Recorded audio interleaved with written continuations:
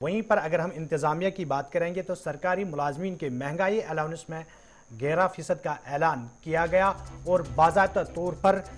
خزانہ محکمہ کی جانب سے تحریری احکامات بھی صادر کیے گئے۔ نہ صرف یہ اعلان ہوا ہے بلکہ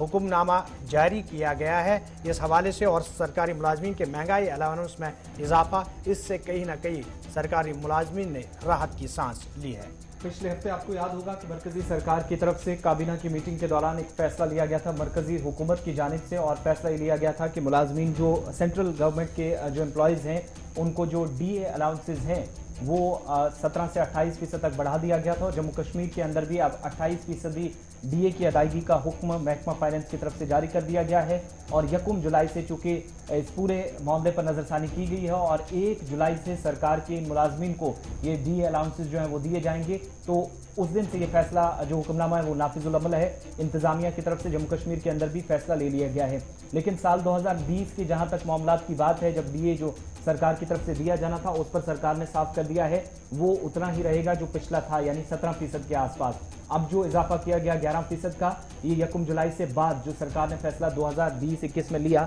خاص طور سے 2021 میں جا کر مرکزی کابینہ کی میٹنگ میں جس فیصلے کو ہری جھنڈی دکھائی تھی، اس کے تحت اب سینٹرل امپلائیز جو گورنمنٹ کے ہیں ان کو 28% ڈی الاؤنسز کے لیے ادائیگی کا حکم دے دیا گیا ہے، اور اگلے کچھ دنوں کے اندر مزید پیش رفت تمام ڈیٹیلز کے ساتھ محکمہ فائنانس جو مکمل کر چکا ہے وہ اعلیٰ افسران کو دی جائیں گی، جس کے بعد حتمی فیصلہ سرکار کی طرف سے جو ہے یا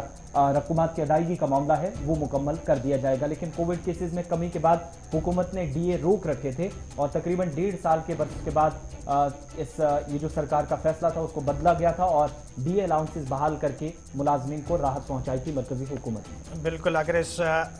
حکم نامے کی ہم بات کریں گے، اب ملازمین کی بنیادی تنخواہ کے 28% کی بنیاد پر کیا جائے گا۔ اسی طرح محکمہ خزانہ کی جانب سے ایک اور حکم نامہ جاری کیا گیا، اور محکمہ خزانے نے دوسرے آرڈر میں پینشنروں کو دیے جانے والے مہنگائی بھتے کی شرح میں تبدیلی کو منظوری دی، یعنی 17% بنیادی پینشن سے اب پینشنرز کو 28% بنیادی پینشن بطور ڈی اے ملے گا۔ نظر ثانی شدہ تنخواہ کے ڈھانچے میں بنیادی تنخواہ کے اصطلاح کا مطلب ہے کہ 7ویں تنخواہ کمیشن کی سفارشات کے مطابق تنخواہ میٹرکس میں مقررہ سطح پر دی گئی تنخواہ، لیکن اس میں کسی اور قسم کی تنخواہ شامل نہیں ہوگی۔ ملازمین اور پینشنرز کے حوالے سے محکمہ خزانہ کی جانب سے حکم نامہ جاری۔